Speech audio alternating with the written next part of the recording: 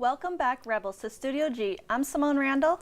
And I'm Yusil Turan. Thank you for joining us. Today, we'll be following up on recent events like the children's COVID vaccine, NFL wide receiver Henry Ruggs III's felony charges, and the new building that is being constructed on campus.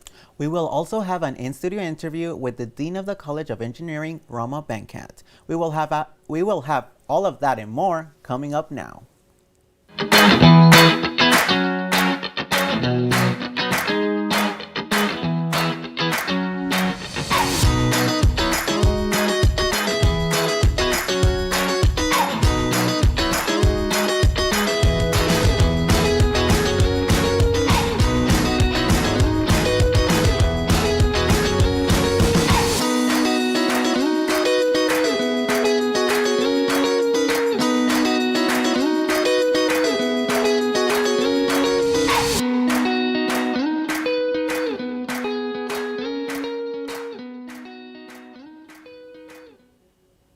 Children ages 5 to 11 are now eligible to receive the Pfizer COVID-19 vaccine after CDC Director Dr. Rochelle Walensky signed off on the recommendation late on Tuesday. The Southern Nevada Health District will soon be opening pop-up clinics for the vaccine after school, on weekends, and other community sites.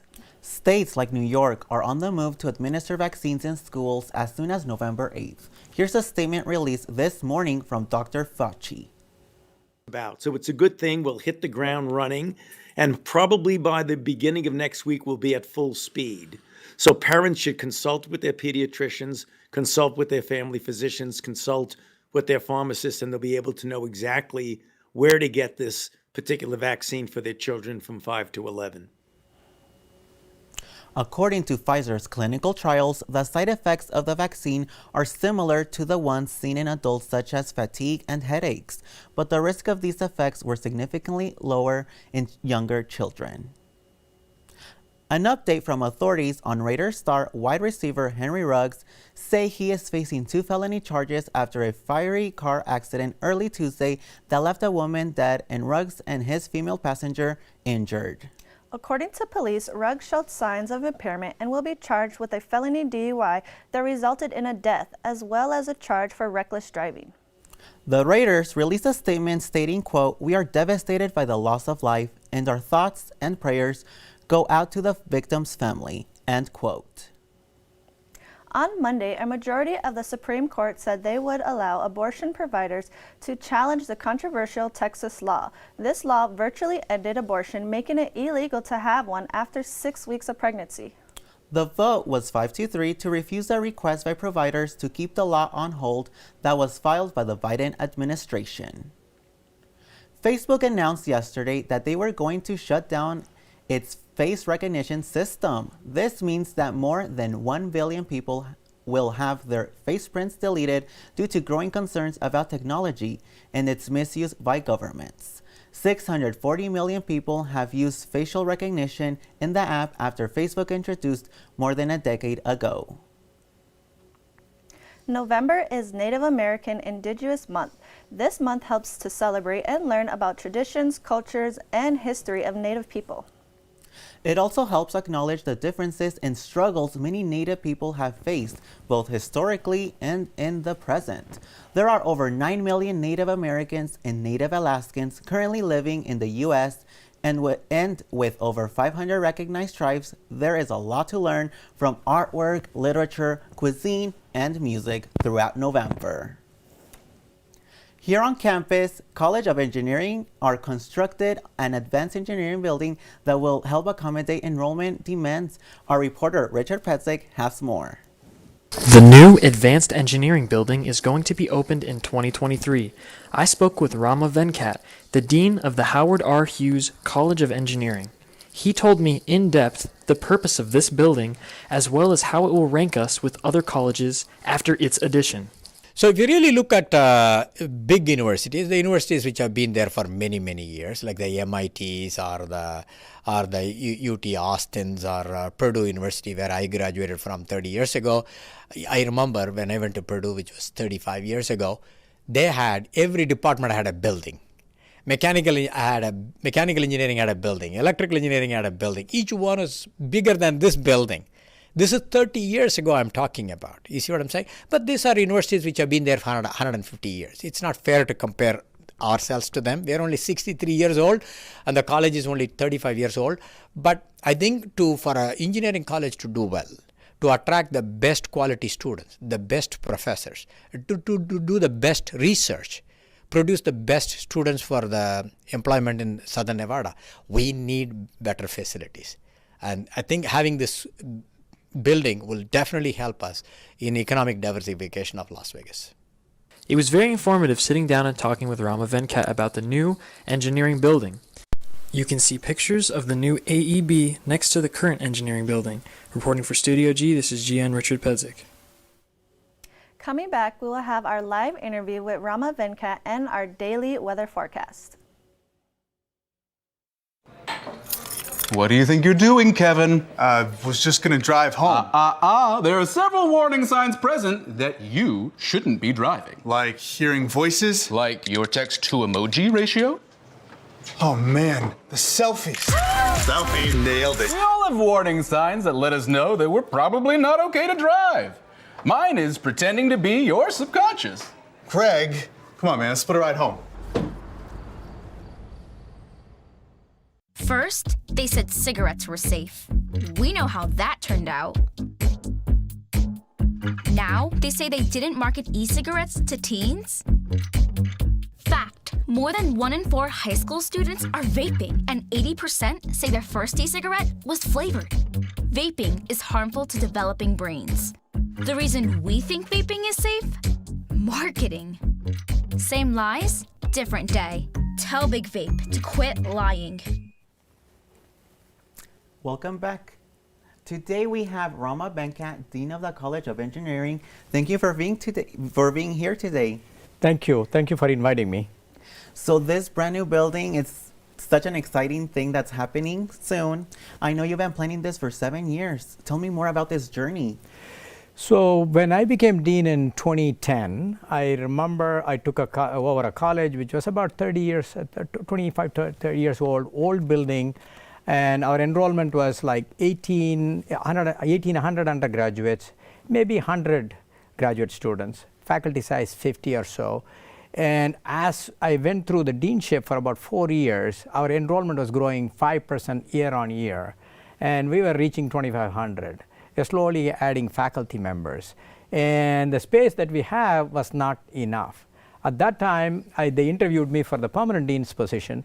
The first question the industry partners asked me was during the dinner was, what do you need for the college?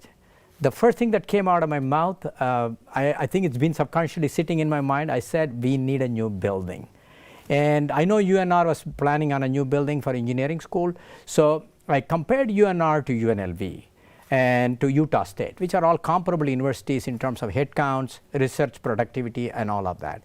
UNR had twice or thrice the size of our building and the total size.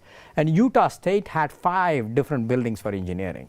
And we were thinking, if we want to improve our ranking nationally, we need better facilities. We looked at the data. We need to add another 6 or 7 faculty members, reach about 25 faculty members in every unit, which means that we will become 100 faculty members in the college. To add 25 faculty members, suddenly you need a lot of space. So I computed you need about 100,000 square feet of space. So we started lobbying the legislature. I think 2014, 2015, I went to Carson City. Since then, I've been in Carson City. I could have probably taken an apartment and lived there because I've been lobbying for such a long time.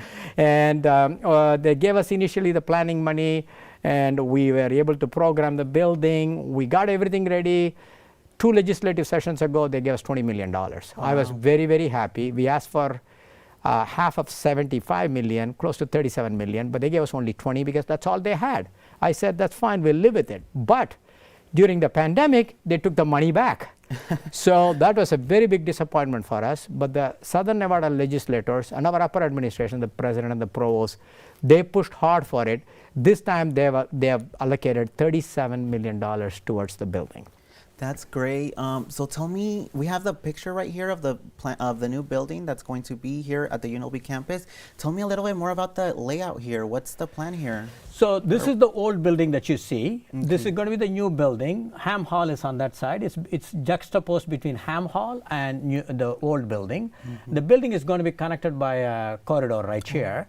And one of the things I told the planners and the engineers is that I cannot waste even a square foot of space because this campus needs several buildings. So I said even put rooms, office rooms in this space. So this is a 51,000 square feet, 3-floor building. Wow. The footprint is 17,000 square feet.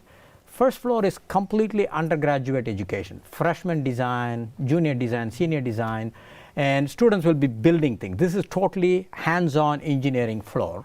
We will have a makerspace, and I want to keep this makerspace 24/7 open to whole of campus. Anybody from journalism or fine arts or anybody has an idea, they want to build something, work with engineering students, I welcome them to come to the building. We want to open it to the community. We are thinking about that. So before we end this interview, I want to know, when are we planning to break ground with this building? When are you planning to break ground with this building? The engineering drawing is all done. We will break ground in January, end of January, maybe first week of February. It's a 24-month project. We will occupy the building spring semester of 2024. That's very exciting. Thank you so much, Mr. Venkat, for being here with us to talk about this exciting new building. We will be again, and toss it back to Simone. UNLV's lead library has many different resources that some students don't know about. Our reporter, Christian Smith, found the 3D printing studio to be one of the most underrated resources. What if I told you here at UNLV, there's a place where you can 3D print? In the UNLV library, the Makerspace offers 3D printing for usage by UNLV students. Natalia Martinez is an active person who goes into greater detail about her experiences 3D printing and on how to get started. I got into 3D printing because I wanted to make something original for a display for the libraries, and I wanted to make something that was original, that hadn't been made before, and test my entrepreneurial skills. What does Natalia recommend for people who want to get into 3D printing? I would first recommend for anyone getting into 3D printing is to go into this website called Thingiverse, and here you'll have a bunch of different designs that have already been made, so you can see what a typical design looks like with a finished product, and putting it in the software for us to print it out, and so they can see what that process looks like. Once you're ready to dive into it, you go into this program called Tinkercad, and you can basically create any sort of shape, text. So here we have the letters that were made there, the books I used from Thingiverse, and putting that into the software allows you to really manipulate it any way that you'd like, make it as tall, thin, hollow, and really test it out. Really, it's if you can think about it as if you were drawing with a pencil on a piece of paper, you can transfer that to a software and make it 3D.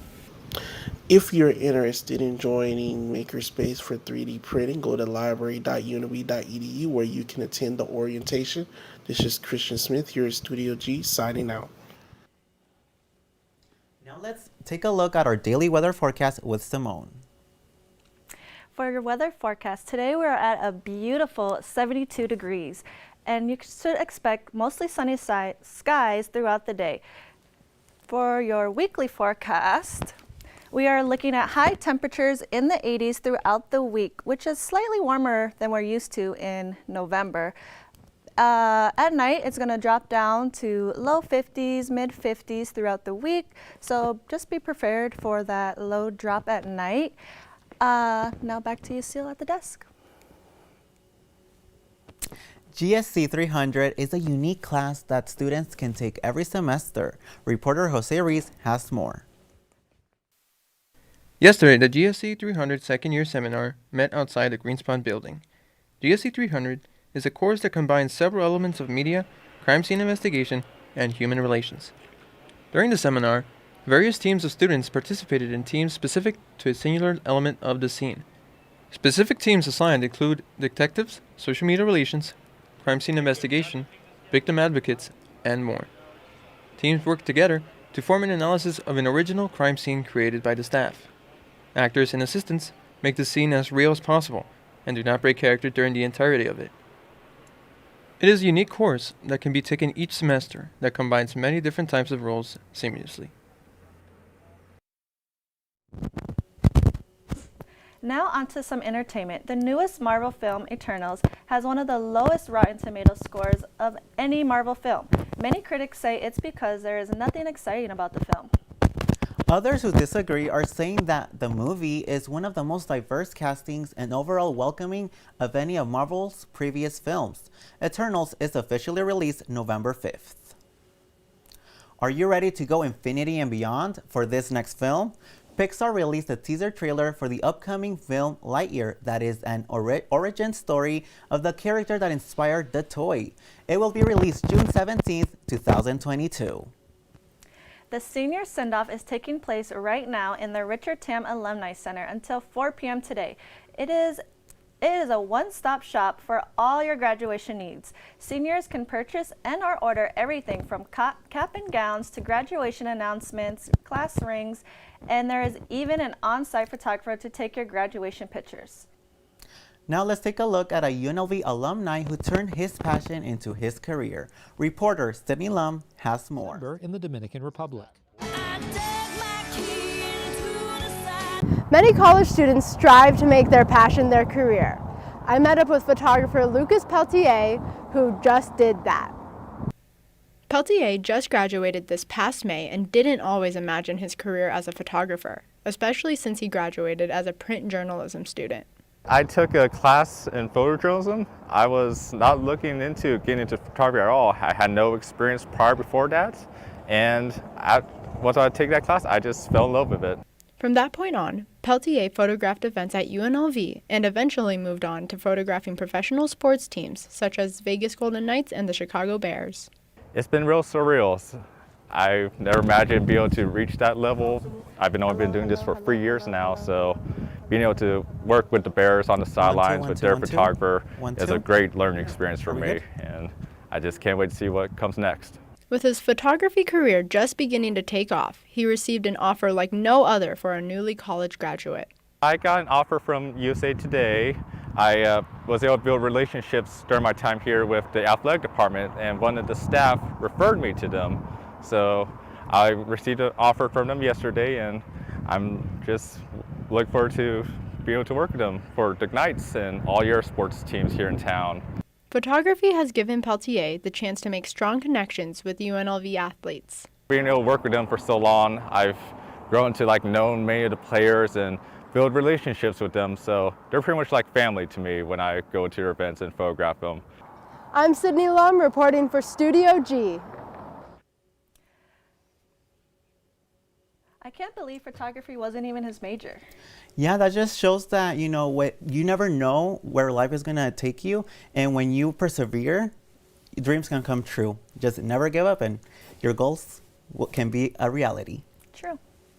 The Atlanta Braves won their World Series last night. The Braves left the Houston Astros scoreless 7-0.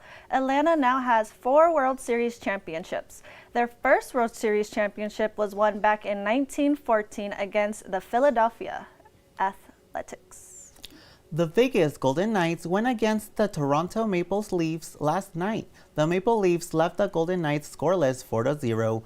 Their next game is tomorrow at 4 p.m. against the Ottawa Senators at the Canadian Tire Center. The Henderson Silver Knights went against the Bakersfield Condors this past Friday and Saturday. They won Saturday's game but lost Friday's. The Henderson Silver Knights play tonight at 7 p.m. against Ontario Reign here at the Orleans. Our women's basketball team goes head-to-head against Cal State Los Angeles in an exhibition game tonight at 6:30 p.m. here at Cox Pavilion. They are just starting their season, so let's root on our Lady Rebels today.